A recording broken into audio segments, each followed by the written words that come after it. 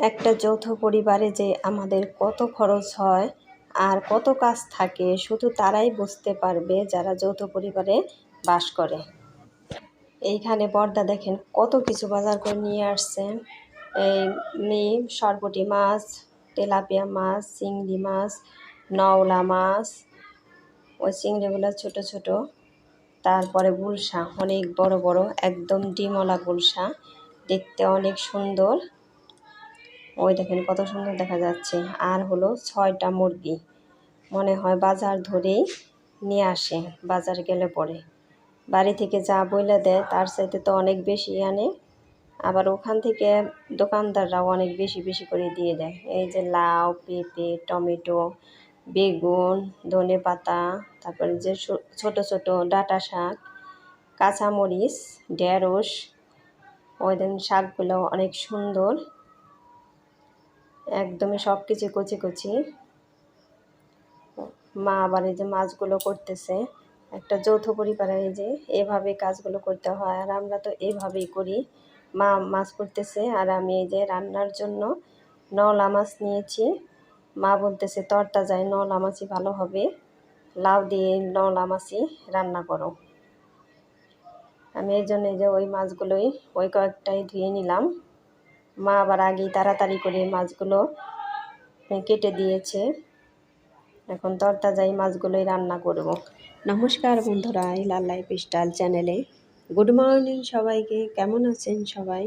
আশা করি ভগবানে কি ভালো আছেন। আমিও তো পরিবারের সবাইকে নিয়ে ভালো আছি, আর সবাইকে নিয়ে হাসি আনন্দেই কাটছে আমার দিনটা।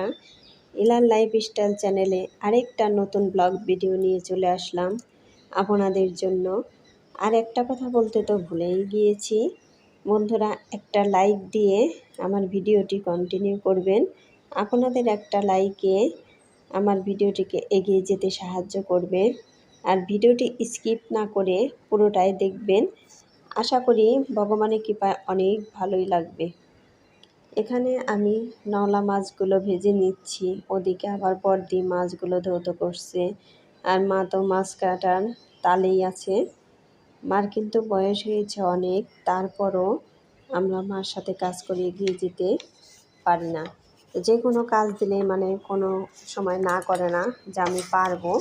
মা কেমনে যেন তাড়াতাড়ি সব কাজই করে ফেলে। এদিকে আবার কাজের বুয়া দুইজনের একজনও এসে পৌঁছায়নি। মা শুধু বলতেছে একজনও আসলো না, একজন আসলেও তো অনেক কিছু করতে পারতো। আমার গল্প করতে করতে মাছ ভাজাও হয়ে গিয়েছে। এখন এই যে তরকারি রান্নার জন্য কেটে রাখা লাউগুলো দিয়ে দিয়েছি। এখন লাউগুলো এইভাবে নাড়াচাড়া করে নিব, তারপর মশলাগুলো দিয়ে দিব। এই লাউয়ের তরকারি কিন্তু খুবই টেস্ট হয়। তো আমি লবণ আর হলুদ দিয়ে দিলাম। এখন এগুলো দিয়ে আবার একটু নাড়াচাড়া করে নিব। নাড়াচাড়া করে তারপরে পরিমাণ মতো ঝোল দিয়ে নিব। এই ধনে গুঁড়ো দিয়ে দিলাম, এখন পরিমাণ মতো ঝোল দিয়ে দিলাম। আর এই যে 2টা মাছের ফুলকা দিয়ে দিয়েছি, কারণ এই ফুলকাগুলো মা আর বড়দি খুব পছন্দ করে। ওনাদের দুইজনের জন্য 2টা ফুলকা দিয়ে দিয়েছি। এদিকে আবার ভাতও বসিয়ে দিয়েছি। আসলে যৌথ পরিবারে মিলেমিশে কাজ করলে এর মতো আনন্দ আর নেই। এই বাজারগুলো যে বর্দা করে এনেছেন, এই পরিবারটার যদি একক পরিবার হতো তাহলে আপনারাই বলেন যে কতটা পরিশ্রম হতো। আসলে একক পরিবার হলে মনে হয় বাজারে একটু কম হতো, তাহলেও অনেক কষ্ট হয়। এজন্য লোকজনে বলে যে 10 মিলে করি কাজ, হারি জিতি নাহি লাজ। 10 জনের হাত পড়লে ওই কাজ কিন্তু তাড়াতাড়ি হয়ে যায়, ওই কাজে পিছিয়ে থাকতে হয় না। এই তো আমার গল্প করতে করতে তরকারিও কিন্তু প্রায় শেষের দিকে, মাছগুলো দিয়ে দিলাম। এখন এই যে নাড়াচাড়া করে আর একটু হাই ফ্লেমে জাল দিয়ে জিরে গুঁড়ো দিয়ে তারপর নামিয়ে নিব। আর মাছও তরকারিতে অনেকগুলাই দেওয়া হয়েছে, কারণ সবাই মোটামুটি মাছ পছন্দ করে। ওই তো জিরে গুঁড়ো দিয়ে দিলাম। এখন তরকারিটা নামিয়ে নেব। এরপর এই যে কাঁকরোল ভাজি করব। আজকে আর বেশি কোনো আইটেম করব না, এই 2 আইটেমই হবে। কারণ কাজ আছে আরও অনেক। আর এই তরকারি এত টেস্ট হয়েছিল, আমাদের দুপুরের ভাতই কম পড়ে গিয়েছিল তরকারি টেস্টের জন্য।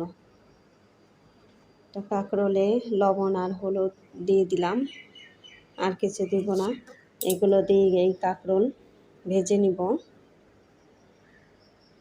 এই কাঁকরোল ভাজাও খুবই টেস্ট হয়েছিল। এখন ভালো করে আমি এই কাঁকরোলগুলো ভেজে নেব। এই তো আমার কাঁকরোল ভাজাও হয়ে গিয়েছে।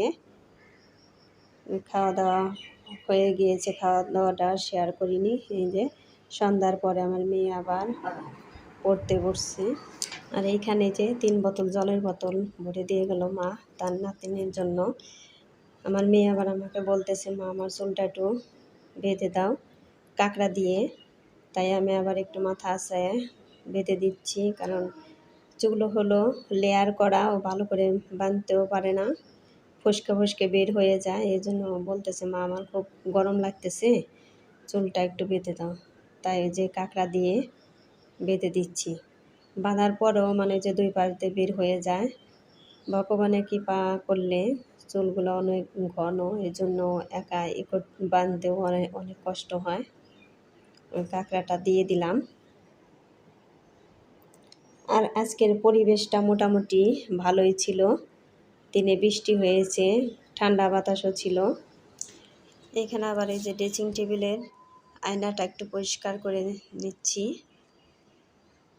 কারণ এই আয়নাতে শুধু মেয়েই মুখ দেখে, আর আমি তো এখানে থাকি না। আমি তো আবার 2 মাস পর এখানে আসলাম, এই জন্য এসে দেখি একদম ময়লা হয়ে গিয়েছে। আর মা তো সবসময় এগুলো করতে পারে না, কাজের বউ আছে, তারা তো এত কিছু দেখে করে না। মেয়ে আবার এই যে সামনে দিয়ে তেলের বোতলগুলো সাজিয়ে রেখেছে, নারকেল তেল, অলিভ অয়েল, বাজাজ অয়েল, তারপরে আরেকটা তেলের বোতল, ওইটা তেলের বোতলের কথা মনে নেই, পাউডার, সব কিছু এগুলো এখান দিয়ে সাজিয়ে রাখছে। সব কিছু দিয়ে ময়লা হয়ে গিয়েছে। আর আমার মেয়েরও তো টাইম নাই এগুলো পরিষ্কার করার, স্কুলে যায়, স্কুলে পড়াশোনাও তো অনেক, পড়াশোনাও করে সারতে পারে না, তারপরে আবার প্রাইভেট আছে। সব কিছু করতে করতেই ওর সময় চলে যায়।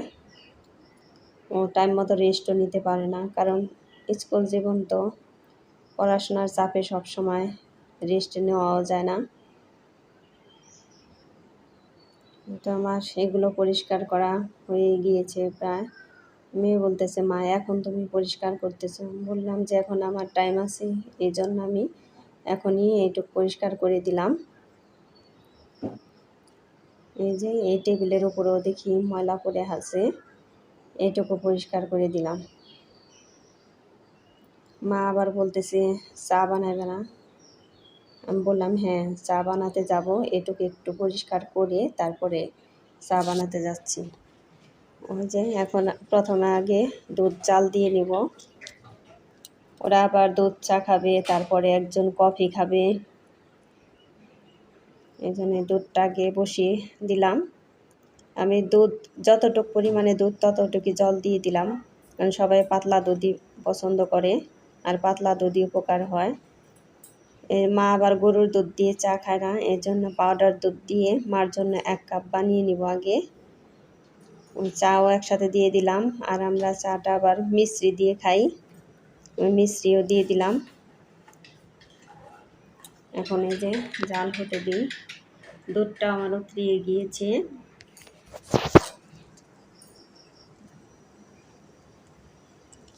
মার চাও হয়ে গিয়েছে, এখন 1 কাপ ঢেলে মাকে মুড়ি আর চা দিয়ে আসবো। মা আবার এই দুধ চা খুব পছন্দ করে। এখন ওই যে যেটুক বাকি আছে ওইটুকের মধ্যে আবার গরুর দুধ আর পাউডার সব মিক্সচার করে আরও 3 কাপ বানিয়ে নিব। এই 3 কাপ খাবে হলো আমার মেয়ে, তারপরে বড়দি, আর হলো আরেকজন বড় মেয়ে, ওরাই খাবে। এই তো মানে যে চা, দুধ সব কিছু একসাথে দিয়ে দিলাম, আর পরে মিষ্টিটাও দিয়ে দিব। আমি এখন খাবো না, আমার খেতে ইচ্ছে করতেছে না, কারণ আমি দুধ চা এমনিতেও পছন্দ করি না, আর দুধ চা খেলেও আমার বেশি ভালো লাগে না। আমি এই জন্য রং চাটাই বেশি খাই। ও মিশ্রি দিয়ে দিলাম। আর এই চা তো জোরেও জাল দেওয়া যায় না, একটু আস্তে আস্তে জাল দিতে হয়। এই যে 1 কাপ আবার কফি বানিয়ে নিব ছেলের জন্য। ওর জন্য এই যে শুধু গরুর দুধ দিয়ে বানিয়ে নিব। এখন ওরে 1 কাপ কফি আর বিস্কিট দিয়ে আসবো।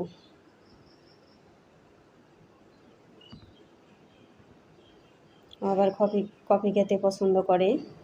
আমি আবার চা যেটুকুই খাই মানে এইখানে এসেই খাওয়া পেয়েছে, কারণ ওই যে বললাম না যে যৌথ পরিবারে একটু পরিশ্রম বেশি হলেও আনন্দের পরিবার। এই জায়গায় এসে সবাই মিলে খাওয়াটা আনন্দই আলাদা। এই জন্য আমার বাড়িতে একা খেতে ভালো লাগে না, আর খেতে গেলে সবার কথা মনে পড়ে। এই যে এখানে মা আবার তার নাতনিকে পড়াতে বসে গেছে। ওই যে মেয়ের জন্য 1 কাপ চা আর মুড়ি দিয়ে গেলাম। আর ভিডিওটি ভালো লাগলে একটা সাবস্ক্রাইব করে পাশে থাকা বেল আইকনে ক্লিক করে